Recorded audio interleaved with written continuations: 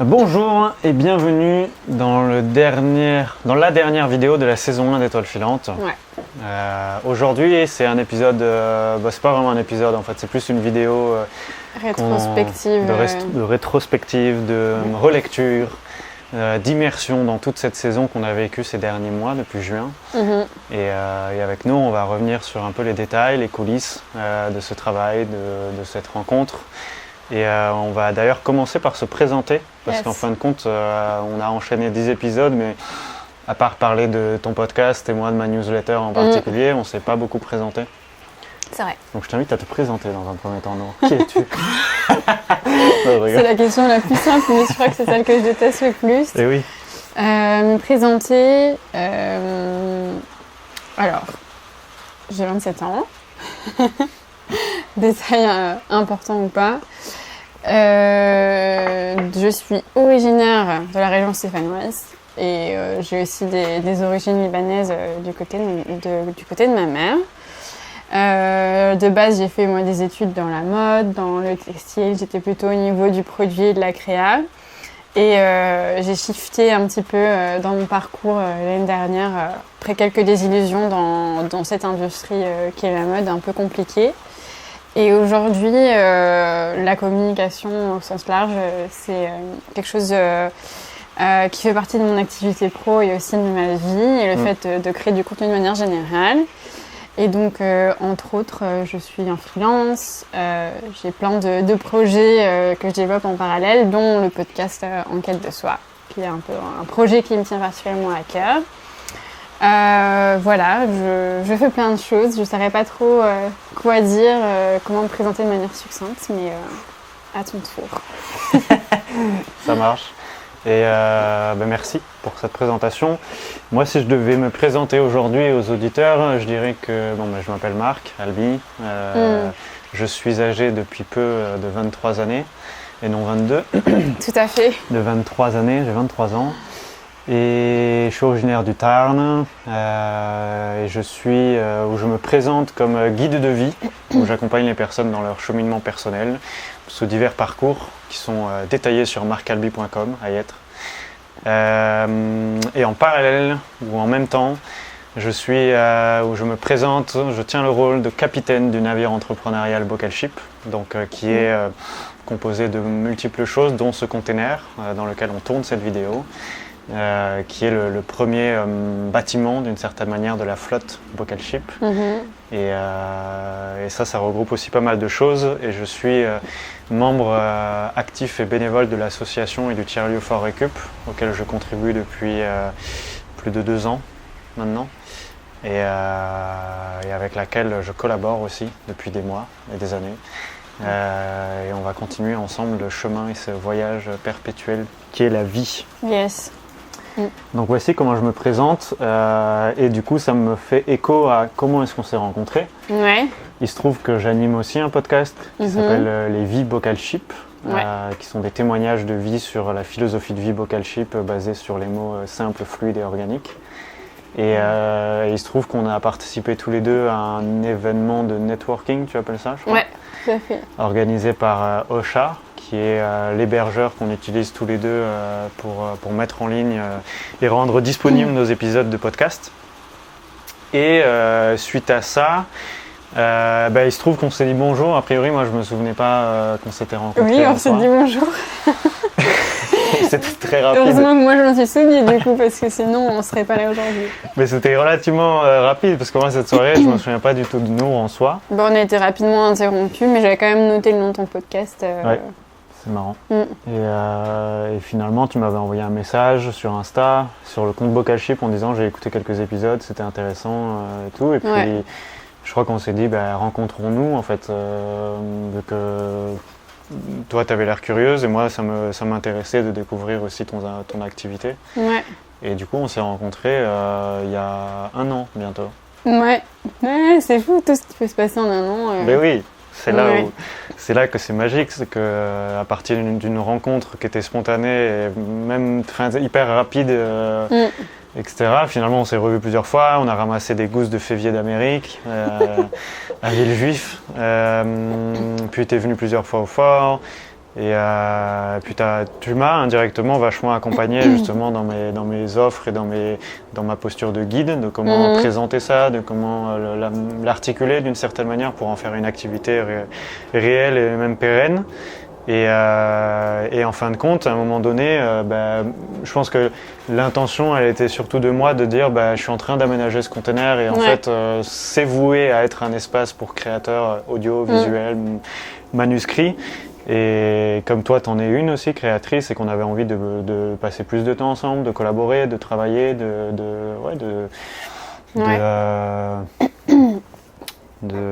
construire quelque chose de commun, on s'est dit on n'a qu'à faire une émission qui du coup met en avant nos savoir-faire, met en avant le conteneur. Et puis après, ça allait assez vite, la création de Étoiles Filantes, etc. Finalement, ça a coulé un peu de source dans le sens où l'idée de ces échanges-là, c'est aussi de parler spontanément d'un sujet qui nous questionne, qui nous parle, qui nous inspire. Et c'est ce qu'on fait hors caméra. Ouais.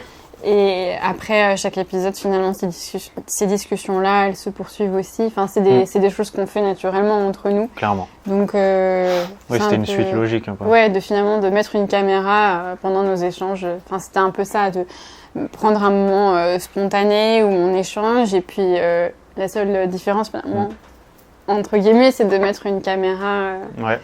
Et de dans l'idée, oui, parce que dans le fond, je dis ça complexe. parce que c'est pas non plus 100% évident pour tout le monde, je dirais, de réussir à capturer l'instant présent avec un outil, caméra, et de réussir à garder cette spontanéité d'interaction. On y arrive plutôt bien, moi, je trouve, parce que le peu de personnes qui ont vu l'émission et que j'ai rencontré ensuite, ils m'ont dit, en fait, t'es la même personne que je vois en vidéo. Et ça, c'est quand même vachement signe que ça respire d'une manière ou d'une autre l'authenticité ou la sincérité de nos discussions. C'est l'objectif. Mais c'est vrai que la caméra, ça met un filtre, forcément. On sait qu'on est filmé, on va pas forcément dire les mêmes choses ou les articuler de la même manière, mais... Plus ou moins. Plus ou moins, ouais. J'orienterais bien du coup comment le processus de création d'Étoiles Filantes, de fabrication, de comment est-ce qu'on a construit cette émission dans le fond. Donc ce que je disais tout à l'heure, c'est qu'à la base c'était peut-être plus une impulsion de moi que je t'ai dit j'aimerais animer une émission et en fait j'aimerais le faire avec toi. Et après on s'est dit ok, et donc il y a plein de questions en fait, c'est quel rythme, quel format, combien de temps, de quoi on parle. Qu'est-ce qui te vient toi quand tu repenses à ce début de fabrication d'émissions? Je me souviens pas tant que ça en détail finalement, dans le sens où je sais qu'il y a eu beaucoup de réflexions, mais aujourd'hui ça me paraît tellement naturel et normal que je crois que j'ai un peu oublié cette partie-là, un peu de galère entre guillemets au début. Parce qu'il n'y avait pas tellement de galère, ça s'est fait de manière assez fluide. Mais il y a forcément eu toutes les discussions de quoi on parle, comment on articule ça. Écrire la description et l'introduction de l'émission, finalement, ça nous a permis aussi de poser les mots et vraiment de un cadre un peu d'une certaine manière. De clarifier ce qu'on allait faire.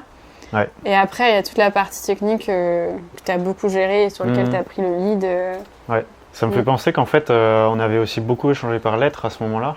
Et que il me semble que tu m'en as parlé la première fois via une lettre. Il me semble que en fait, les décisions étaient aussi beaucoup prises par des écrits où je t'avais envoyé, je pense la toute première, ça devait être j'aimerais faire ça. J'avais déjà, il me semble, le nom Étoiles Filantes en tête. Où j'avais dit ça pourrait s'appeler comme ça parce que c'est spontané, c'est des moments éphémères, etc. Et en fin de compte, toi tu m'avais répondu, puis du coup ça avait permis de construire la chose. Puis après il y a eu le dessin du logo.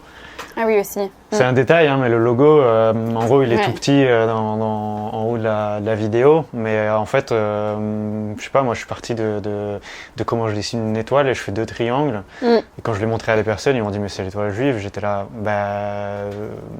plus ou moins, pas vraiment. Parce qu'en fait à la base c'est juste 2 formes géométriques. Et en plus l'étoile de David, elle est pas forcément pleine. Principalement elle est creuse, c'est que les traits des triangles. Bref. Et je sais pas, en fait, je suis pas designer, quoi, je veux dire. Je suis pas illustrateur. Je me suis dit, il y a une étoile filante, je fais 2 triangles qui font une étoile, parce que moi, je l'ai fait comme ça depuis gamin. Je fais 3 traits qui font le mouvement. Puis au milieu, on a mis un rond ou un carré, je sais plus, ou un triangle. Ouais, un carré, avec des couleurs qu'on a remplies. Et les couleurs qui sont, pour le coup, plus la charte graphique de nos projets. Le rose pour Enquête de Soi, le rouge pour Marc Alby, le bleu pour Bocal Chip. Ouais. Et les 3 traits qui font le mouvement de l'étoile filante, qui sont en bleu, parce que c'est Bocal Chip qui propulse l'émission. Et l'étoile est composée de nos 2 couleurs. Ouais, finalement, il est plus travaillé qu'il en a l'air. Hein. Bah oui. Mais donc ça, c'était aussi un travail, parce que je t'ai envoyé plein de modèles, je m'en souviens, parce qu'il y avait plein de combinaisons de couleurs. C'est ça. Parce que autant moi, j'avais plutôt que le rouge et le bleu comme couleurs dans mes communications, mais toi, dans ton podcast, il y a, je crois, 4 couleurs entre le jaune, le violet, le rose. Le bleu, ouais. Donc c'était un choix de... Non, il y avait tout un cadre à mettre au début. C'est ça. Et puis le format aussi, de dire on met 3 caméras. Ça, c'était aussi un choix. Puis le fond, de se projeter, de dire en fait, dans le bocal, on vous montrera après le bocal en tour, mais c'est de dire en gros, tu as un plan qui filme tout le fond. Ouais. Qui était dans l'idée de mettre en avant le décor et un peu le container en lui-même. Et après, tu as les plans ciblés sur nous, comme aujourd'hui, et qui permettent aussi la communication derrière. Et donc c'est là aussi où assez vite on a mis une stratégie de communication, un rythme de dire on fait ça toutes les 2 semaines. Donc un vendredi on se voit, le vendredi d'après ça sort, le vendredi d'après on se voit, le vendredi d'après ça sort. Donc une semaine sur 2, en fait nous toutes les semaines on avait du étoile filante. Ouais, c'est ça. Sauf qu'une semaine c'était un tournage et l'autre c'était la publication. Exact. Donc entre les deux il y avait toute la partie montage, communication, rédaction des descriptions, les miniatures. Ouais, non, il y a beaucoup plus de travail que les gens s'imaginent. Clairement. Mais on détaillera peut-être un peu les coulisses un peu plus, parce que là, la partie création, du coup, c'était vraiment imaginer et se baser aussi sur ce qu'on découvrait, ou les projets, ou les vidéos qu'on voyait. On s'est dit, ça nous parle comme ça. Puis des émissions courtes ou des vidéos courtes, on s'est dit, les gens, je sais pas si on se posait pendant 45 minutes à regarder le contenu, alors que 15, peut-être un peu plus. Mais c'était pas toujours évident de réussir à gérer le timing d'une discussion d'une dizaine de minutes, parce que souvent on parlait plus en fait. Bah oui, c'est vrai qu'au début on s'était dit une dizaine de minutes, mais c'était impossible à tenir. Je veux dire, c'est des questions, en plus, les sujets qu'on choisissait, c'est des sujets assez complexes. On pourrait en parler des heures et des heures et des heures. Déjà, on arrive quand même à un moment donné à stopper la conversation. Ouais. Mais comme je dis, c'est des conversations qu'on poursuit souvent après. Donc, le temps, finalement, on a fini par lâcher prise aussi sur le temps. Et ça, on en parlera aussi pour ce qu'on visualise pour la saison 2, parce que du coup ça impacte aussi des évolutions qu'on aimerait mettre en place. J'en profite pour dire d'ores et déjà que si les personnes ont des questions sur la création, sur un peu les backstage vraiment techniques, qui commencent, ils peuvent déjà mettre un commentaire. Puis on invitera après aussi à mettre d'autres commentaires ou à se manifester. Mais vous pouvez mettre un commentaire sur YouTube, on les regardera. Ce que je propose, c'est qu'on passe un zoom sur chaque épisode et qu'on partage un peu notre ressenti. Donc on va faire au début sans les photos Polaroid. Et après, ce que je te propose, c'est qu'on pioche chacun notre tour, puisqu'en fait on a été animateur un tour après l'autre. C'est ça. Donc je propose de commencer. Le premier épisode, on a parlé de régime alimentaire. C'était hyper spontané, et ça faisait partie de la création. C'est qu'en fait la personne qui animait, elle choisissait le sujet. Et en fait, elle était libre de le choisir genre une semaine à l'avance, la veille, le jour même. Mais la personne qui était invitée ne connaissait pas la thématique jusqu'au jour même. C'est ça, Et du coup, moi j'avais quelques idées de me dire, avec nous on parle parfois de ça, ou il y a ça qui nous singularise.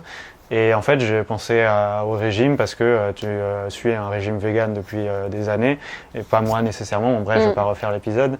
Mais du coup, j'ai choisi cet épisode et c'était génial parce que je trouve que ça a posé aussi une base très précise de la dynamique de l'épisode. C'est-à-dire, on n'est pas là pour se juger, on n'est pas là pour convaincre l'autre en soi, on est juste là pour partager des points de vue, s'enrichir l'un l'autre et du coup permettre aux internautes de s'enrichir eux-mêmes de notre discussion.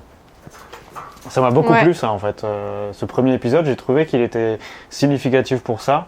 Et le souvenir que j'en ai aussi, c'est qu'il était très primaire dans l'aménagement. C'est-à-dire qu'on était... C'était le tout début, on était par terre sur les poufs. Comment on y on avait fait? était sur des boîtes en bois. On était C'était assis pire. sur les boîtes en bois, on était face à face, droit comme des piquets. Et le container, Oui, c'est là qu'on il y voit avait les l'évolution. vis. Il y avait les Ah, vis oui. qui dépassaient encore. Ah mon Des Dieu. soudures. Et là, on a upgradé à un niveau supérieur. Non, c'est vrai que c'était un échange qui reflétait bien justement l'idée que c'est des conversations qu'on avait déjà eues. Donc en fait, Ouais. ça reprenait un peu ce principe-là. Que c'est vraiment des choses qu'on fait spontanément hors caméra de toute façon, quoi. Tout à fait. Le deuxième épisode, c'était sur l'amour. C'est bien Ouais, le deuxième. Oui. tout à fait. C'était entre le deuxième et le troisième. Ouais, ça c'était un sujet que moi j'avais choisi. Ouais, c'est hyper intéressant. En vrai, je pense que c'est l'un des épisodes qui m'a le plus marqué et qui a le plus impacté ensuite ma vie.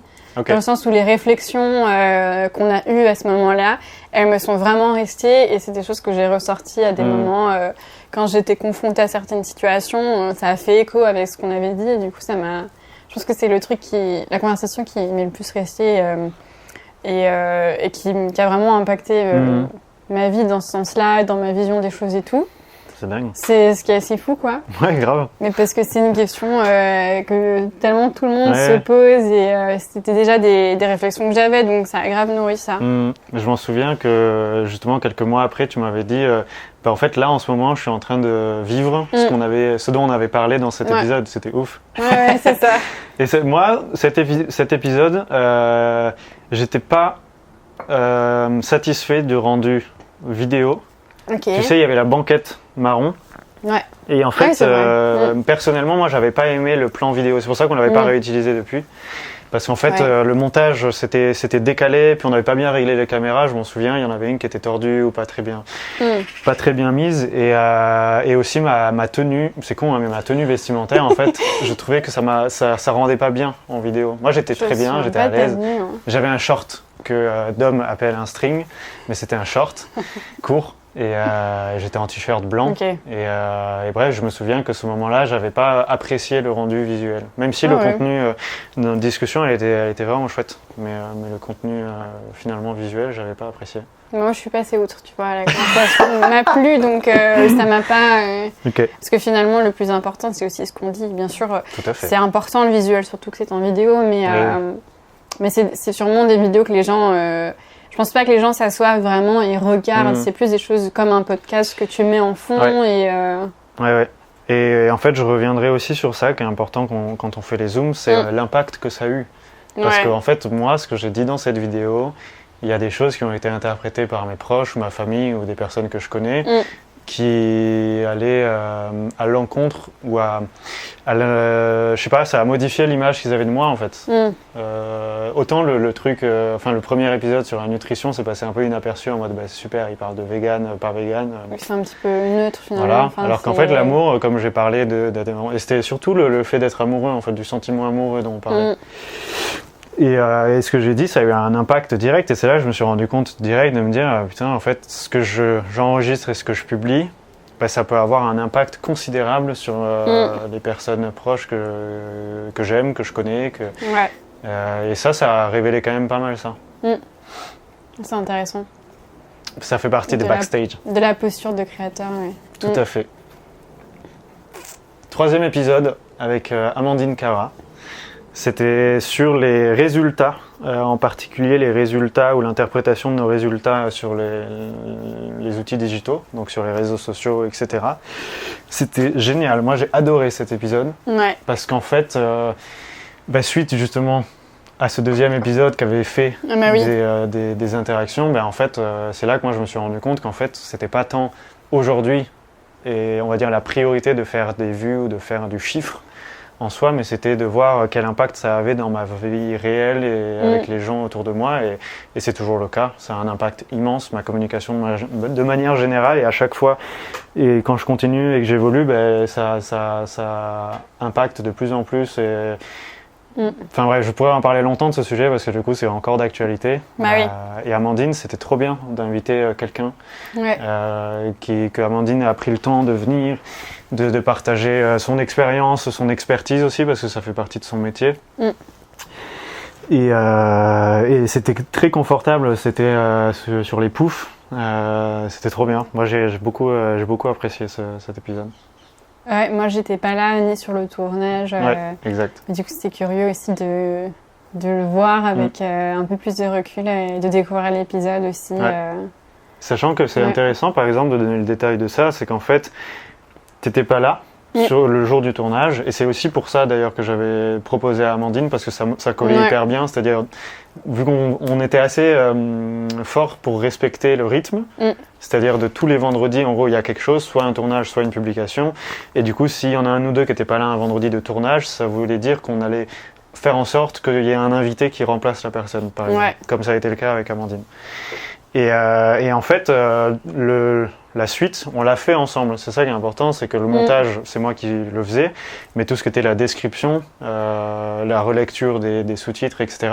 Il y a Amandine, elle a choisi le reel, parce que parmi tous les reels que j'avais choisis ou sélectionnés dans la vidéo entière, elle a choisi le court passage qu'elle voulait publier sur son compte. Mais du coup, tu étais quand même présente en fait dans les coulisses de ça. Et c'est vrai que pour ça, c'était intéressant que tu sois, d'avoir ce regard extérieur, de dire en fait, c'est pas moi qui suis en vidéo, donc je peux interpréter autrement le contenu en lui-même. Ouais, carrément. Alors, c'était sur la spiritualité? Non. Non, c'était pas celui-là? Non. Je pense que c'est la procrastination, lui. Ah oui, c'est la procrastination, avant la spiritualité. La spiritualité, je suis en pull noir. C'était, ouais. Et c'est bien après, en fait, la spiritualité. Ah oui, la procrastination. Ah, c'est fou. Ouais. Je pense que c'est drôle, parce que je pense que c'est celui qui m'a un peu le moins marqué, alors que c'est un sujet qui est dans mon quotidien tous les jours, quoi. Vraiment. Peut-être que ça m'a arrangé aussi de le mettre de côté, ce sujet-là, je sais pas. Mais en vrai, non, je pense que c'était quand même hyper cool de le faire, parce que on est hyper opposés là-dessus. Enfin, dans le sens où t'as une approche hyper différente, et moi aussi. Enfin, en tout cas, la procrastination, c'est un grand sujet dans mon quotidien. Donc non, c'était hyper intéressant. Mais je pense que pour moi, c'est un sujet tellement avec lequel je galère tellement avec. Mais qui est limite conflictuel un peu. Ouais, c'est ça. Que du coup, c'est pas que j'ai pas entendu tes conseils, mais c'est juste que je pense qu'il faut plus de temps pour qu'il s'intègre. Mais non, mais en fait, j'allais dire ça, c'est qu'en fait, quand tu as parlé de l'épisode sur l'amour, moi je me souviens que plusieurs mois après, tu m'avais dit ça se manifeste, etc. Et en fait, celui-là, c'était peut-être genre beaucoup trop frais, ou trop dans le jus, et du coup, genre c'était cool d'en parler. Mais du coup, peut-être les leçons ou le recul de cet épisode, il n'est pas encore arrivé. Non, je pense pas. Vraiment. Et peut-être qu'un jour, tu diras, en fait, cet épisode, il était vraiment génial. Mais du coup, c'est pour ça que c'est intéressant, je pense, de re-regarder un peu les épisodes avec du recul dans quelques temps. Ce sera... Clairement. Et ça me fait penser, en voyant la photo, qu'un des trucs qu'on voit, c'est le fond. J'avais construit le mur. Oui. Et ça, en fait, c'était aussi un des trucs dont je voulais parler, c'est que le chantier du bocal, je le faisais évoluer aussi par rapport au rythme d'Étoile filante. C'est que Étoile filante me donnait comme une deadline de me dire, Marc, à chaque tournage, il faut que le décor évolue. Il faut que tu aies avancé les travaux.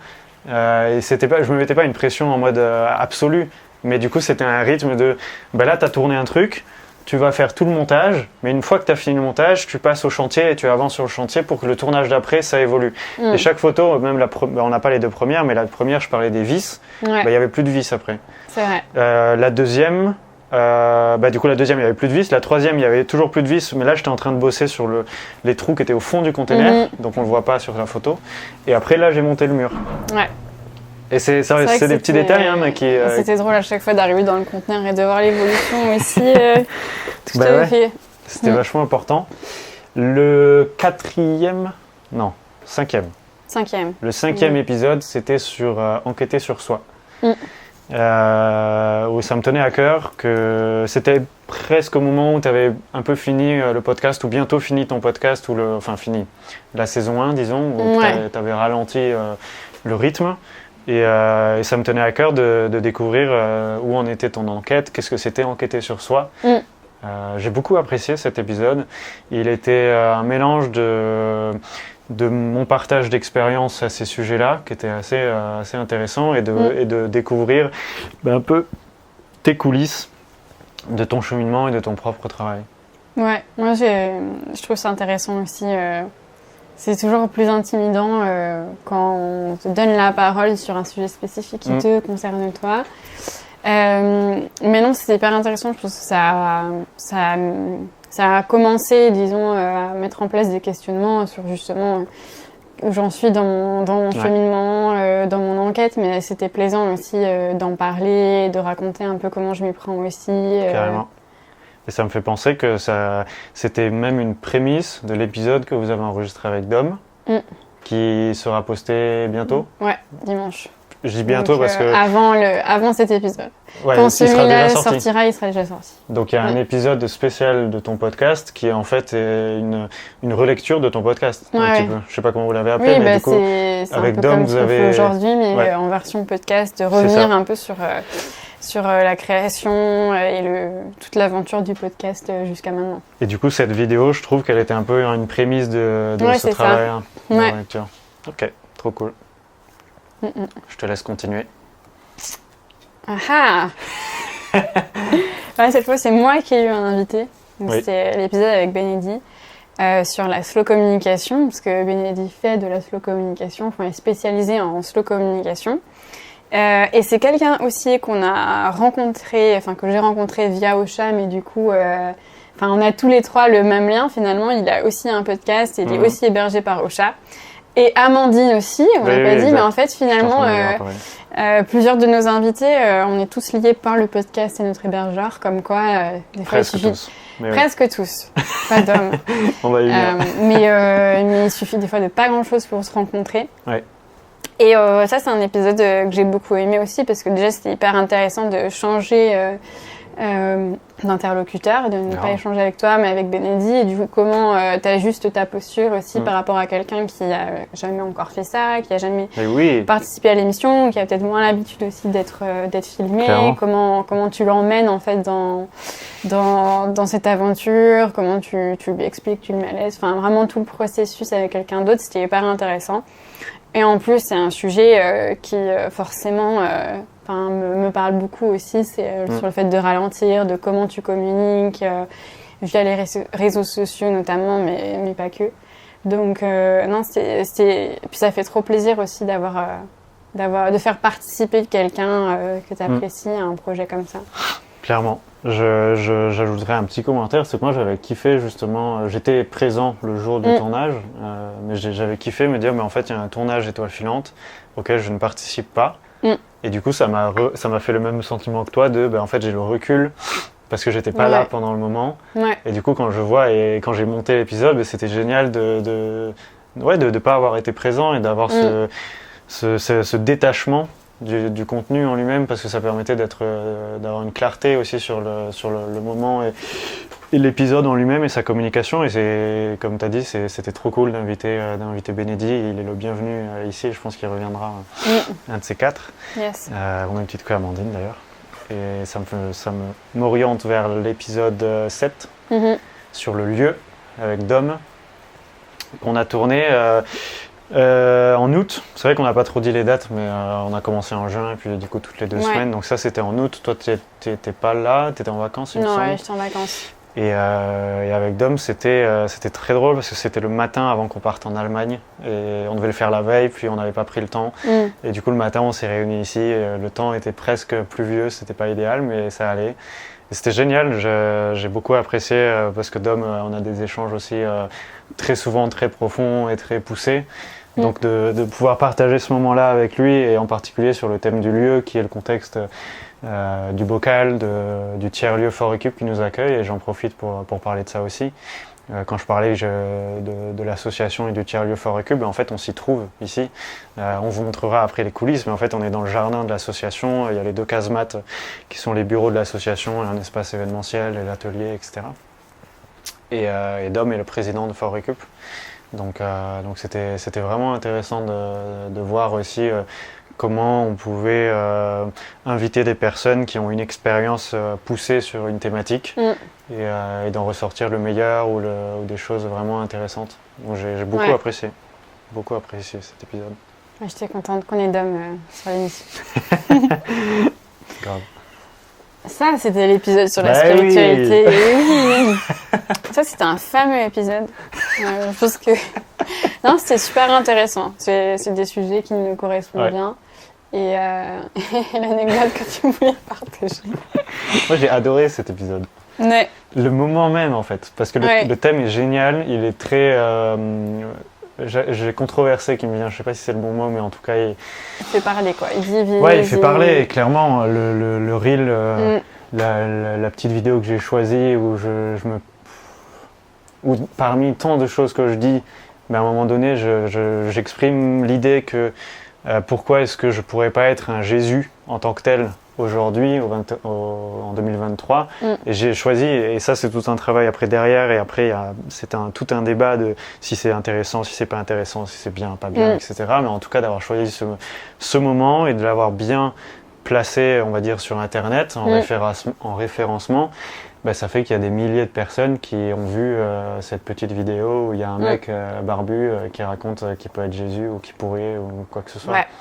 Ça, c'était hyper intéressant parce que le contexte de comprendre, même si le sujet fait parler, clairement, donc c'est pas comme si j'avais fait un miracle non plus. Ouais. Mais c'était quand même vachement prenant de voir qu'il y a des centaines, plus d'une centaine de personnes qui ont liké, de voir des dizaines de personnes qui ont commenté, qui vont de une grosse claque dans ta face à ouais, clairement, Jésus, en fait, il te demande de faire mieux que lui. Donc c'était hyper intéressant. Hyper intéressant. Ouais, très drôle.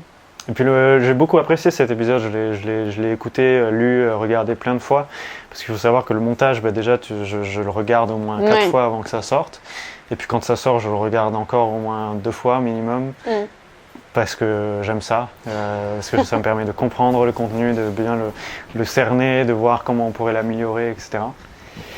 Donc un très chouette épisode. Et j'avais beaucoup aimé le tournage parce qu'on avait mis des petites bougies, c'était un cadre très chill, on était vachement à l'aise, c'était vraiment chouette. J'ai beaucoup aimé. Ouais, c'était très cool. Et en plus c'était après le mois d'août, donc ça faisait quelques semaines qu'on s'était pas trop vu, qu'on avait bossé sur l'épisode avec Dom, et du coup ça faisait du bien en fait juste de se retrouver, de parler, c'était confort, quoi. C'est vrai. J'avais bien kiffé. Cet épisode c'est au sujet... C'est le 9e. Ouais. Et celui-là, on a parlé de... Je sais plus de quoi on a parlé. Ah, tu t'en souviens pas non plus? Attends, lui, ok, d'accord, bien sûr, je le sais, mais lui, il a parlé de quoi? Attends, mais ma tête... Ça nous a pas du tout marqué, du coup. Si, mais moi, je suis en train de me rappeler du reel, de la petite partie... où je suis rasé hyper à blanc. Ah, les émotions! Ah mais oui, les émotions, bien sûr.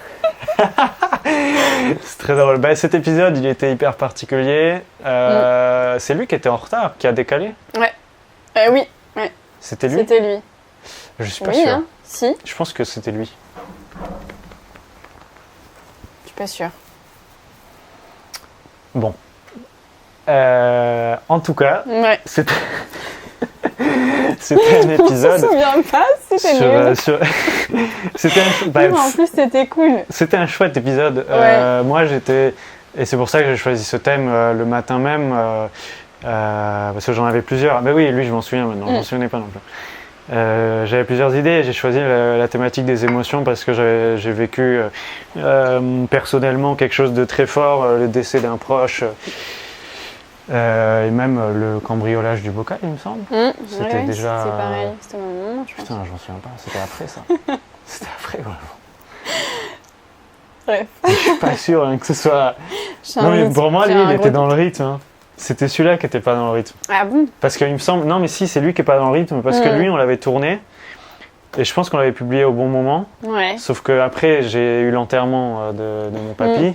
Et en fait, en revenant, j'ai eu le cambriolage et du coup, c'était un micmac de tout ça qui a fait que j'étais indisponible et que du coup, on a décalé de 2 semaines. Ouais, c'est possible. Il me semble que c'est ça. Lui, je pense qu'il était dans les clous. Ok. Vraiment, de souvenir, je suis quasi sûr que lui, il est dans les clous. Mais bref, donc j'étais pas encore... en fait, je m'en souviens maintenant, c'était le lendemain du décès de mon papy. Ah, mais oui. Parce qu'il est décédé le jeudi soir et c'était le vendredi matin et je voulais pas qu'on annule parce que en soi j'étais pas urgemment occupé à autre chose et du coup j'étais juste émotionnellement sous le choc, ou du moins c'était très frais. Ouais. Donc je m'en souviens que si c'était le Oui, vendredi. Donc c'était en rythme. Donc c'était passionnant, c'était intéressant. Je pense que lui, j'ai pas de recul pour le coup encore dessus. Tu vois. Ouais. Bah moi non plus. En même temps, les émotions, c'est tellement un sujet dont je parle souvent et je pense que c'est un truc que j'incarne déjà un peu. Donc c'était naturel. Enfin, c'était cool, quoi. Clairement. Mais c'était bien placé. J'ai trouvé que c'était intéressant. Même moi, dans ce que je vivais, ça m'a fait du bien en fait d'en parler de cette thématique et puis c'était opportun. J'ai beaucoup apprécié lui. Et le dernier, elle est rigolote cette photo. Autant celui sur la procrastination, tu vois, c'est un peu comme si je m'en souvenais pas, ça m'a pas marqué plus que ça entre guillemets. Hein. C'est pas vraiment le cas, mais autant celui-là, il me parle pas, mais il me parle pas dans le sens où je suis pas trop alignée avec cet épisode parce que là du coup on parlait sur ce dernier épisode du masculin et du féminin, de tout ce que ça représente pour nous, de tout ce que ça engendre, etc. Et c'est un sujet hyper intéressant, hyper complexe, qu'on peut encore creuser par plein d'axes, etc. Mais finalement c'est un sujet, je sais pas, en tout cas je parle pour moi, mais il manque encore de maturation, d'exploration, et du coup je me dis... je sais pas, j'aime pas trop ce qu'on a raconté. Pas dans le sens où je me dis c'est n'importe quoi, pas du tout, mais je sais pas, je sens que c'est pas ça, quoi. Mais c'était un peu, enfin en fait on se l'est dit après quand on a vu le montage, la vidéo et tout, moi je t'avais dit tu vois ça finalement j'ai dit ça, mais en fait genre 10 minutes après j'en ai parlé avec Dom et du coup j'avais un autre avis sur le sujet. Donc je pense qu'il est intéressant en termes de marquage, mais c'est vrai que c'est celui qui m'a semblé peut-être le moins fluide aussi dans le moment. Et puis de mon point de vue aussi il manifestait cette orientation de c'était peut-être le moment aussi de ralentir Étoile filante, de faire une pause, et on y reviendra après de pourquoi la saison se clôture maintenant. Et en fait il était en retard. Ça, moi, indirectement, ça m'avait aussi beaucoup indiqué que le fait est qu'on n'avait pas pu l'enregistrer dans le rythme, alors qu'on avait réussi pendant des mois à faire ça. J'ai senti qu'il y avait un truc qui n'était pas... qui est orienté vers... c'est un peu le dernier épisode. Et puis je pense qu'on vivait aussi des choses, chacun de notre côté, qui étaient un peu remuants. Puis c'est con, hein, mais c'était l'arrivée de l'automne. Moi, ça m'impacte bien et c'est cool. Donc en effet, la photo, je la trouve très chouette. C'est limite, je préfère la photo que l'épisode. Ah oui, mais moi aussi. Parce qu'en soi, le moment ensemble, il était génial, mais c'est en effet le rendu final de la vidéo, c'était peut-être pas le plus parlant. Mais bon, ça arrive. Ça fait partie, c'est ça qui est intéressant, ça fait partie de l'exercice, quoi. Carrément. Écoute, on a fait le tour. C'est le moment de la coulisse, des épisodes, c'est le moment de la coulisse, des coulisses du bocal. Donc il y a Nour qui va filmer le bocal pour que vous voyez l'installation technique déjà qui nous représente. Et est-ce que tu filmes en portrait ou en paysage ? C'est comme ça qui est le plus simple pour toi. Pour qu'on le mette après sur YouTube directement. Est-ce que je peux te laisser faire le room tour et moi je vais uriner parce que j'ai ma vessie qui est pleine ? Oui. Super.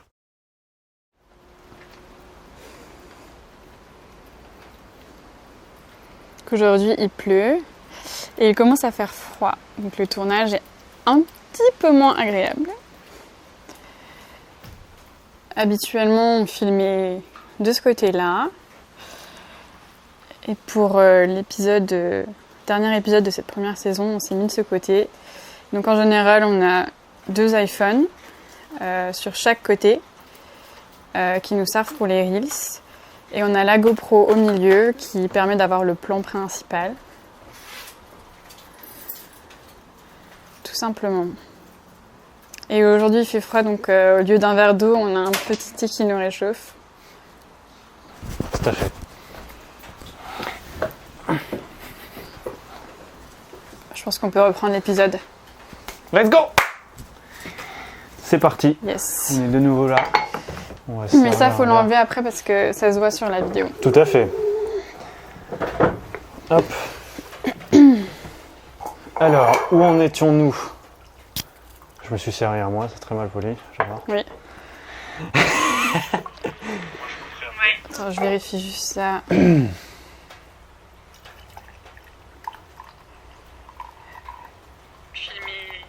ça a l'air bon. Là, ça va continuer et ça, je vais le mettre. Hein. Quoi? Ben, cette partie-là, je vais la laisser. Mais si, ça fait partie de la vidéo. Hop. Alors, donc là, on a fait les coulisses du bocal. Ouais. Donc, tu as présenté aux personnes comment on Tout à filmait. Et en gros, c'était le même setup pour toutes les vidéos. Ouais. Donc, il y avait la GoPro au milieu, les 2 iPhones, et vous avez vu le bocal comme il est en cours d'aménagement. Avec quel logiciel tu fais tes montages? Avec aujourd'hui avec Final Cut Pro depuis plus d'1 an. Donc je monte sur Final Cut Pro, c'est filmé à l'iPhone. Les miniatures, je les fais avec Procreate sur mon iPad.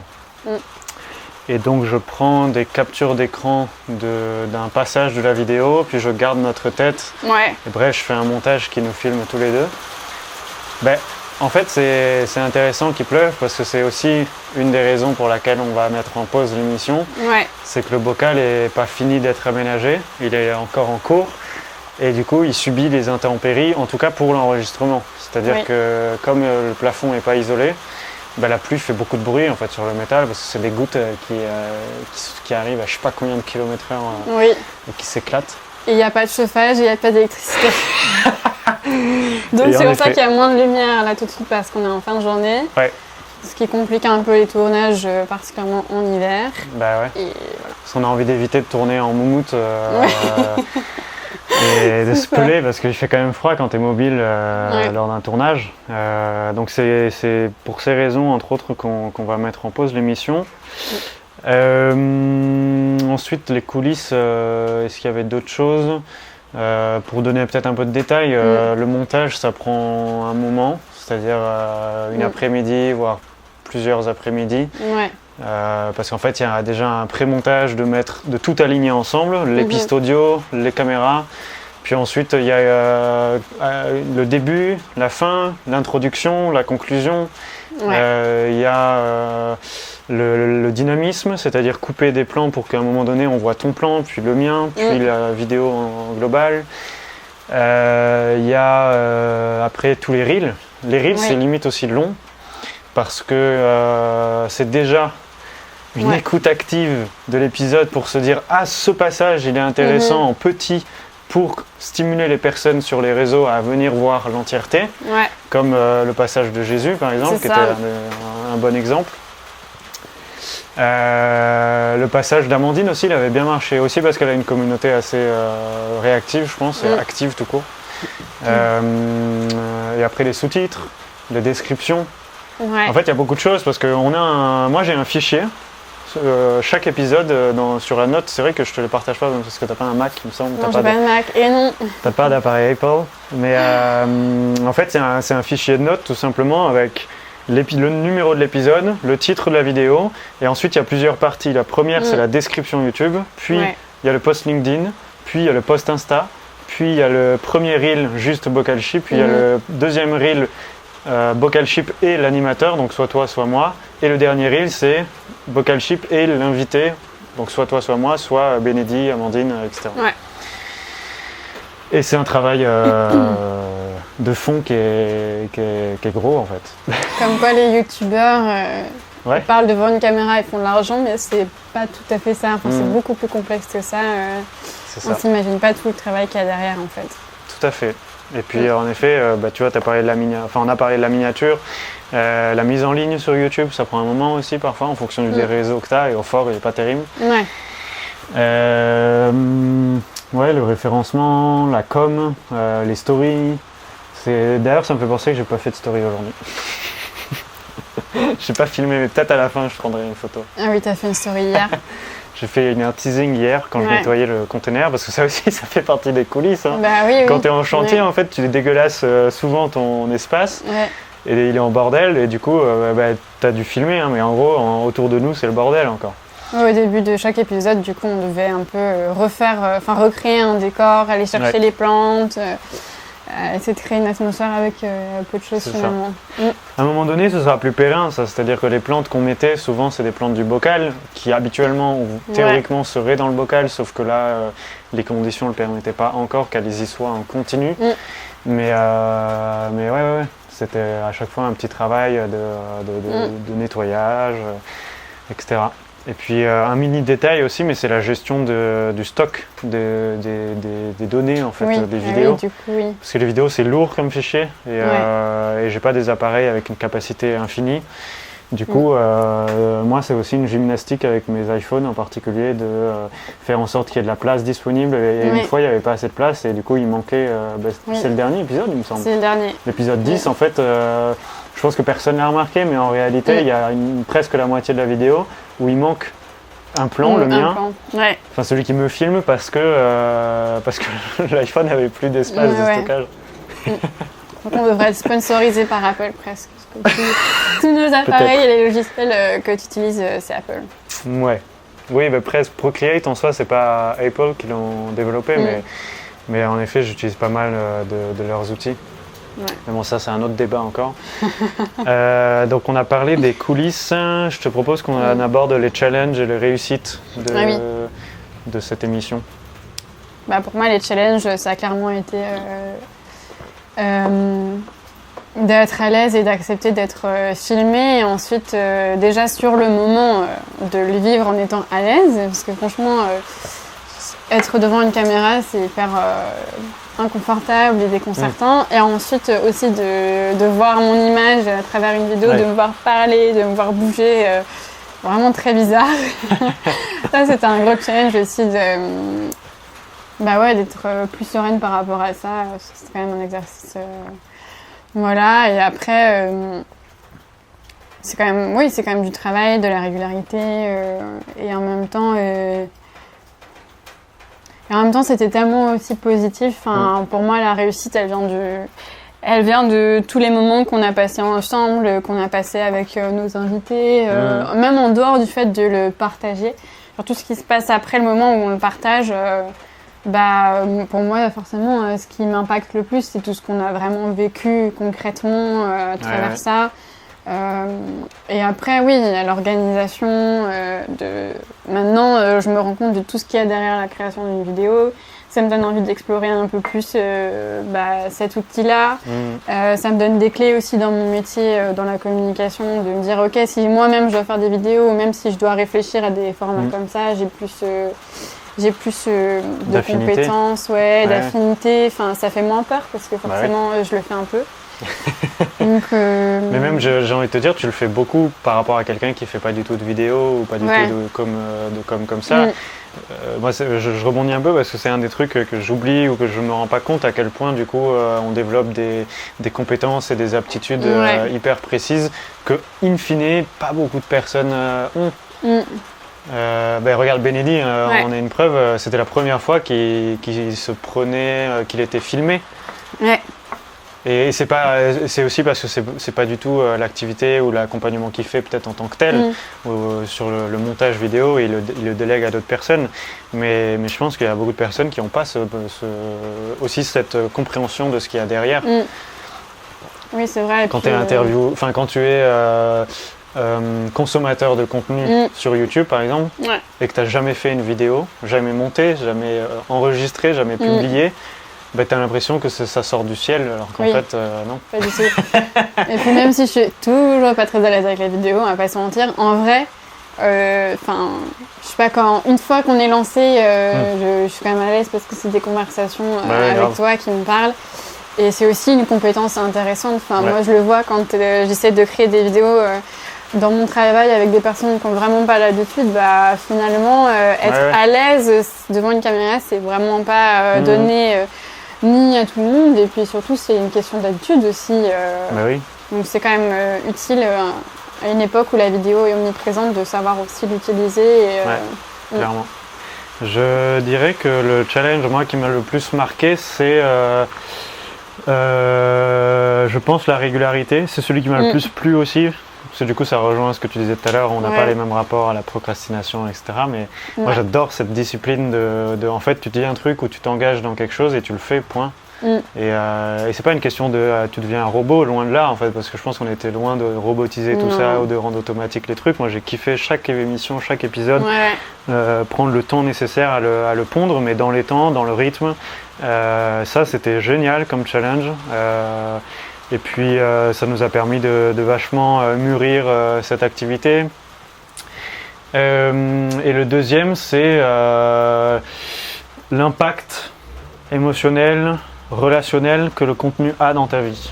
Ouais. Et ça, c'est un challenge énorme qui est très peu, je trouve, mis en avant de manière générale. C'est en fait à quel point est-ce que ton contenu va avoir un impact, et j'en parlais tout à l'heure, mais avec tes proches, avec ta communauté, avec les gens qui regardent ça. Moi, en fait, j'en ai aucune idée à chaque fois. Genre juste, je le fais parce que c'est comme ça qu'on a choisi de le mener et je suis très à l'aise avec ça, mais en fait, j'ai rarement l'idée réelle de ce que ça va engendrer chez mes proches. Et je trouve que ça, c'est un challenge de gestion émotionnelle et de à quel point aussi tu permets ou tu autorises ton entourage de t'impacter dans ton travail. Parce qu'en fait, ce serait trop facile d'écouter mes proches, et ça m'est arrivé plus à l'époque, on va dire, en mode mais c'est pas terrible ou ça me parle pas, etc. Mais en fait, à quel point la vision ou le commentaire de quelqu'un de proche, c'est plus, enfin il est biaisé. Parce qu'en fait, il te connaît et c'est plus une réaction émotionnelle ou de peur ou d'incertitude vis-à-vis de ce que tu fais, plutôt que en fait, réellement, ton contenu, il est pertinent. Il y a des gens à qui ça parle vraiment, il y a des gens que ça aide, il y a des gens qui s'en inspirent. Et en fait, c'est pour ça qu'on le fait. On ne le fait pas pour mettre mal à l'aise nos proches, on ne le fait pas pour générer de la colère chez les personnes. En fait, on le fait parce que, enfin en tout cas je parle pour moi, mais parce qu'il y a vraiment des personnes à qui ça va parler, qu'on peut éclairer sur certains sujets, qu'on peut nourrir, qu'on peut enrichir, et à commencer par nous. Et le challenge et la meilleure réussite, c'est déjà le fait que le projet existe. Indépendamment des résultats, indépendamment de ce que ça peut engendrer chez d'autres personnes. Mais le fait est que nous, on ait vécu ça pendant des mois, ça c'est juste une réussite géniale. Ouais, mais ça rejoint un peu les conclusions que j'avais pour mon podcast, justement, parce que ce que je disais, c'est que pour mon podcast, j'ai de plus en plus de retours de gens qui écoutent des épisodes et qui me donnent leur avis. Trop bien. Mais pour la vidéo, par exemple, pour Étoile filante, j'ai l'impression qu'en comparaison, j'ai eu peu de retours, et c'est un peu le challenge quand tu crées du contenu, c'est tu le crées, tu le lances, et ensuite, ce qu'il advient, tu sais pas trop. Il y a aussi toute une partie silencieuse, il y a sûrement des gens qu'on connaît pas du tout, qui ont vu le contenu, qui n'ont pas interagi, mais du coup, on sait pas. Et c'est aussi accepter et lâcher prise que, une fois que tu crées, tu le donnes, et après, les gens se l'approprient, mais que t'as pas la maîtrise en fait de ce qui va se passer derrière. Et c'est vrai que c'est un peu un challenge aussi. Moi pour l'instant ça n'a pas impacté mon entourage ou mes relations, ni positivement ni négativement. Enfin je sais pas, j'en ai pas conscience en tout cas. Mais en fait ça questionne aussi de qu'est-ce que j'ai envie de partager, qu'est-ce que je suis prête à partager publiquement, et qu'est-ce que j'ai envie de garder pour moi. Et c'est vaste sujet. Vaste sujet. Et je te propose qu'on attaque notre vision par rapport à la saison 2 d'Étoile filante. Je te laisse commencer. Alors, Étoile filante 2. Déjà ça ira avec la continuité de l'avancement aussi des travaux du bocal. Enfin, le décor sera forcément différent d'une manière ou d'une autre, il aura évolué. Je pense qu'on sera sur des formats plus longs, en tout cas peut-être qu'on sera un peu plus flexible sur la durée, on s'autorisera un peu plus de faire des formats plus longs. Et surtout, je te laisserai prendre la parole aussi sur ça, c'est qu'on aimerait mettre l'accent aussi sur les personnes qu'on invite, parce que là on a eu quelques invités, c'était super cool. Ce serait bien qu'on continue dans cette lancée, qu'on implique plus de personnes, qu'on continue tout simplement d'impliquer d'autres personnes dans ce projet-là, parce qu'il y a tellement de gens intéressants avec qui on aimerait discuter. Grave. Et j'en profite pour dire qu'en fait, il y a des personnes déjà qui ont accompagné ou donné des conseils. Je pense à Bénédie, je pense à Amandine, je pense à Dom, qui indirectement, à travers des discussions, à travers des retours humains, directs, parce que finalement c'est aussi ça qui est très cool, ont contribué à ce que Étoile Filante ressemble à ça aujourd'hui. C'est des petits ajustements au fur et à mesure. Et je pense que la saison 2, comme tu as dit, elle sera... ce sera sans doute le même format, enfin même ce sera le même format de discussion à 2 personnes, a priori. Ce sera sans doute plus long, donc ça ne m'étonnerait pas que ce soit plus des discussions de 30-40 minutes, voire plus si jamais ça se présente. Il y a un sujet qui est lié au rythme, qu'on ne sait pas encore, oui, c'est vrai. Notamment parce que aujourd'hui, c'est surtout moi qui suis impacté dans le sens de la conception vidéo ou de la post-production en fait, tout simplement, et que j'aurai moins de temps, je pense, à dédier, ou je pourrais pas donner autant de temps à ça, et du coup toutes les 2 semaines c'est un rythme assez intense, qui est génial. Mais j'aurai d'autres priorités à ce moment-là, et du coup la variable de ça, c'est que nous on aimerait continuer toutes les 2 semaines parce que c'est vraiment chouette, sauf que ça demanderait de déléguer la partie ou une bonne partie de la post-production. Notre idée c'est d'accueillir un stagiaire au sein de Bocal Ship, qui serait principalement dédié à ça et à potentiellement d'autres sujets si c'est possible, si c'est envisageable. On mettra le lien vers la fiche de stage que j'avais écrite il y a quelques mois, qui donne une idée un peu exhaustive de ce qui peut attendre la personne, mais en tout cas l'étoile filante serait une des priorités du stagiaire, qui pourrait commencer au printemps prochain, en 2024. Ou alors, parce qu'en fait je me disais, il y a aussi des personnes peut-être à qui l'émission parle, qui sont douées, qui ont envie de contribuer à l'émission, mais pas en tant que stagiaire, juste en mode en fait j'aime ce que vous faites et j'ai envie de contribuer à Bocal Ship tout simplement, et ça me va de dédier du temps à ça.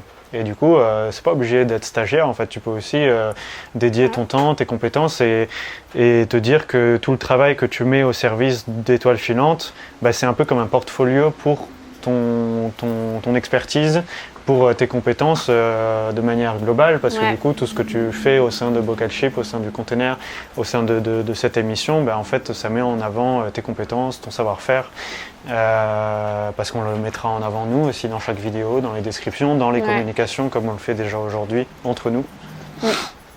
Donc ça c'est une des parties assez majoritaire.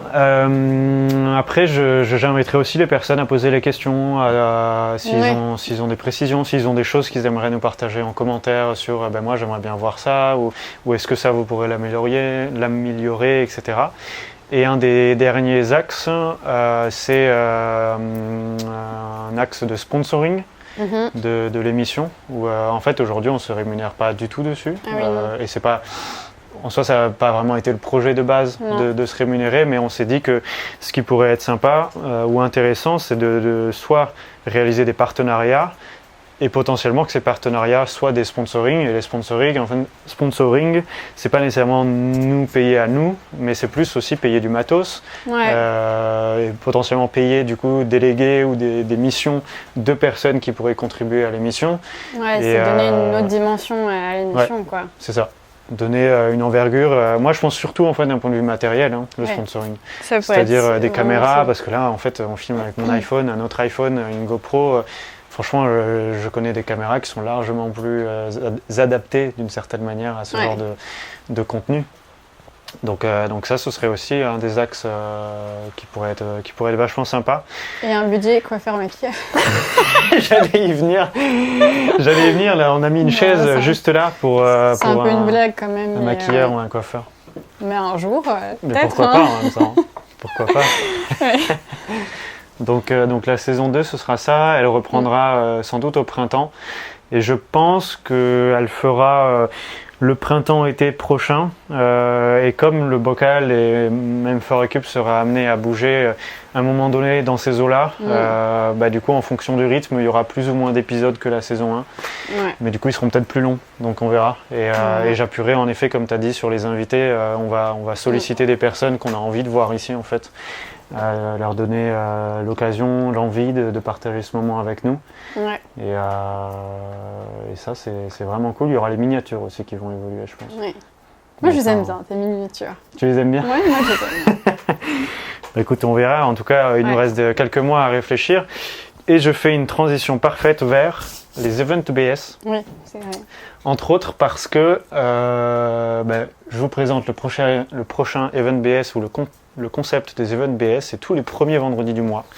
On se rassemble ici, chez Fort Récup. Pas dans le bocal nécessairement, mais à Aubervilliers.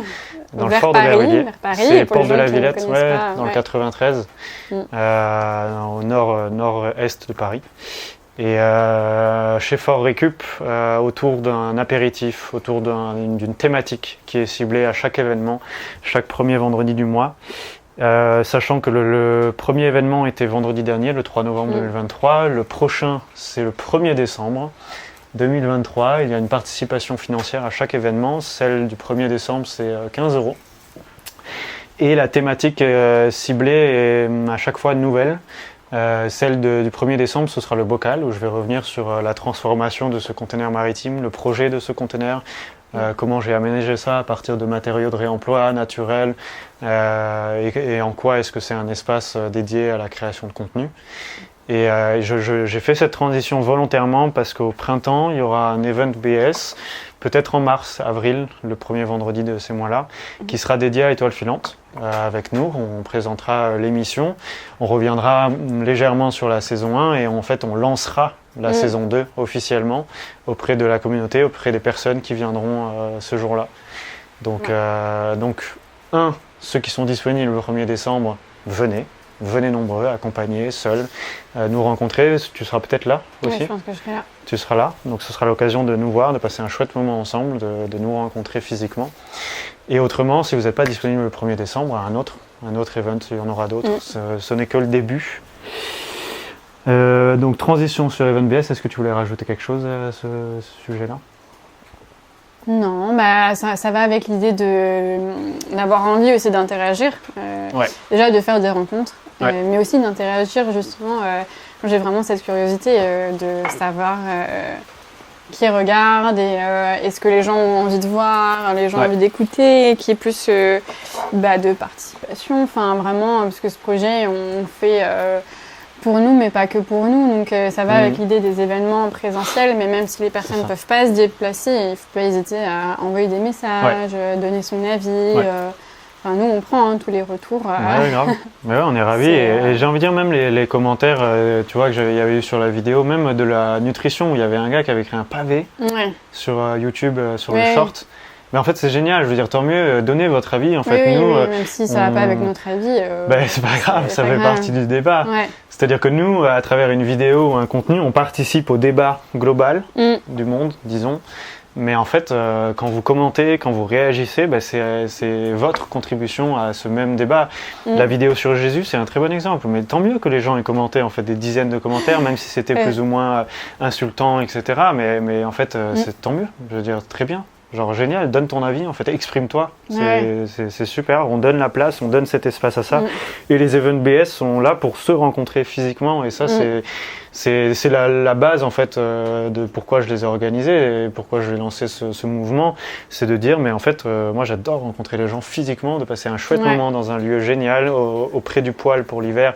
Et à l'été, printemps, on aura le jardin et ce sera vraiment génial.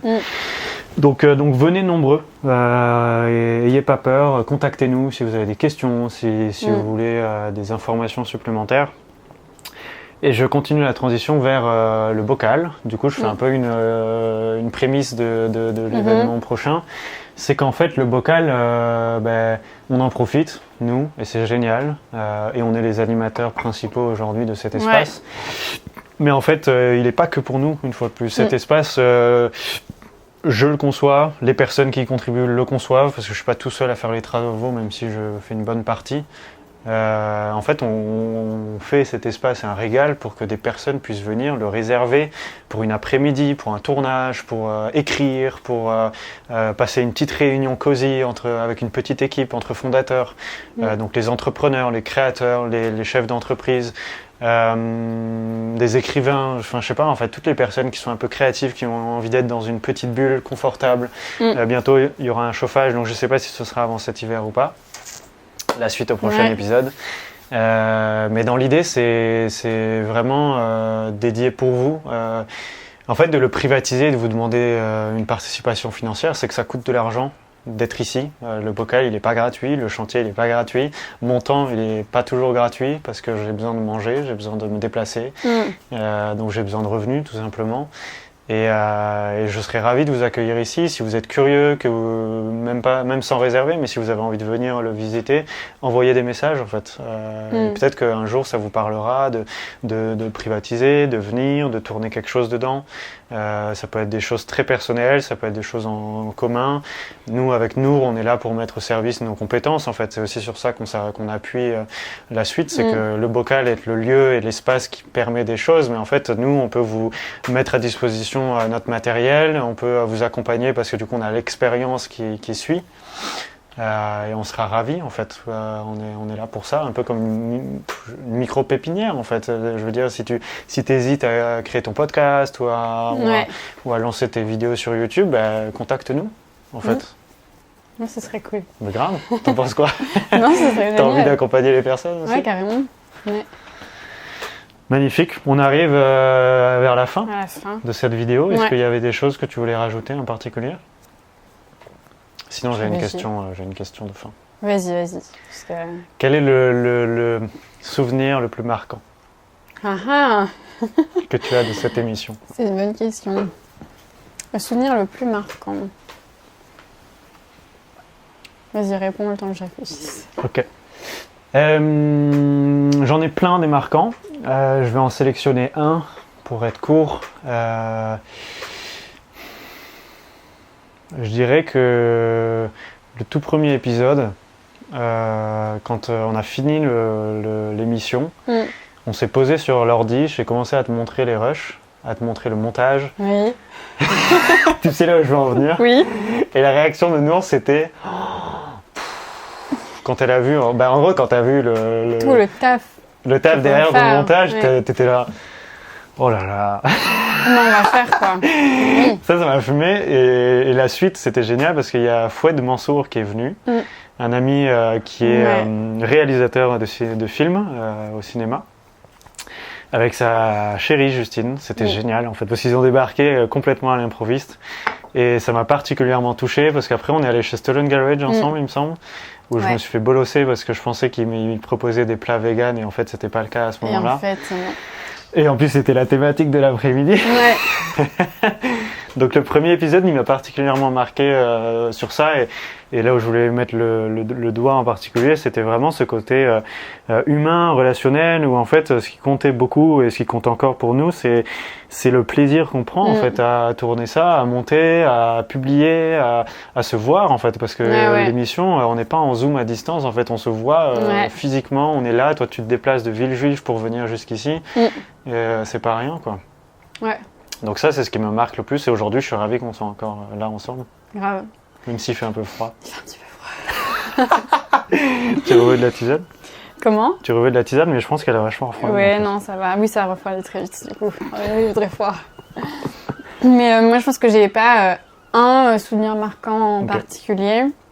Et je pense que même finalement, comme je disais tout à l'heure, ce qui me marque, c'est les moments qu'on vit. C'est pas tant la post-production, c'est vraiment le moment en tant que tel.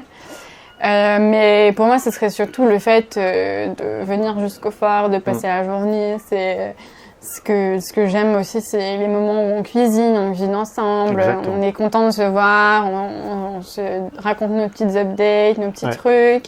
Il y a qui est là aujourd'hui, qui vient visiter aussi, parce qu'il y a aussi des fois des invités un peu surprises qui en dînent ou qui passent la journée avec nous. Et du coup, moi, c'est plutôt ces moments-là que je retiens, en plus du moment de tournage qui est super cool. Mais c'est surtout tout ce qui se passe autour et autour du repas particulièrement. J'adore. Mais grave. En fait, j'ai le mot rituel qui me vient. Je sais pas si c'est peut-être un peu connoté, mais ce côté de, en fait, c'est un peu genre le vendredi étoile filante, quoi. Genre c'est trop bien. Ouais. Genre je sais que j'ai tournage, mais c'est pas que tournage en fait. En effet, tu viens sur le matin, on va faire quelques courses, puis on cuisine ensemble, on déjeune avec l'équipe, ceux qui sont présents. On passe un chouette moment, puis il y a les intempéries météo, puis il y a le soleil dans notre tête, puis il y a les caméras qui sont mal placées. En fait, c'est tout ce qui englobe l'émission qui est vraiment génial et où on prend beaucoup de plaisir, je pense. Ouais, c'est ça. Petite bulle. Petite bulle au fort d'Aubervilliers. Grave, trop bien. J'invite les gens à venir le 1er décembre, à s'abonner à ton compte Instagram Enquête de Soi, à mon compte Instagram Marc Albi, au compte Instagram de Bocal Ship. Parce qu'il y a d'autres formats qui vont arriver, du coup là j'en parle un peu, c'est un peu hors contexte, mais pourquoi pas. Il y a quelques formats sur le lieu qui vont arriver sur YouTube, sur Bocal Ship. Prochainement je partagerai aussi une vidéo sur l'avancée de l'Éclusier, le premier lieu de Bocal Ship où je vais aller planter des arbres dans une semaine, et Nour vient aussi, tu contribueras aussi à ce projet, mais toi tu viens aussi en particulier pour prendre un temps un peu retraite, introspection, calme à la campagne. Ouais, c'est ça. Donc mais peut-être que d'ailleurs tu pourras me faire un petit message quand je ferai cette vidéo, je pourrai parler de ça, de ta venue. On pourra peut-être faire un format aussi sur ça. Donc abonnez-vous à la chaîne YouTube en fait de Bocal Ship, ou n'hésitez pas à la suivre, nous suivre sur les réseaux parce qu'on mettra à jour, on vous partagera les nouveaux formats. On relancera la saison 2 au printemps, il y aura les events qui continueront tous les mois. Et merci de votre présence, merci du visionnage. Aussi, oui. Et on sera ravis de lire vos commentaires. Cette vidéo est très longue, c'est génial. C'est la plus longue qu'on aura sortie. C'est la plus longue qu'on aura sortie. Ouais. Mais elle est trop cool. Et peut-être qu'il y en aura d'autres des plus longues, on verra. On est bien ? On est bien. C'était le pire serrage de main. Nour, c'est pas possible. Il est très bien mon serrage de main. Il était très bien. Oui. Non, il était raté. Bon allez, on va se réchauffer.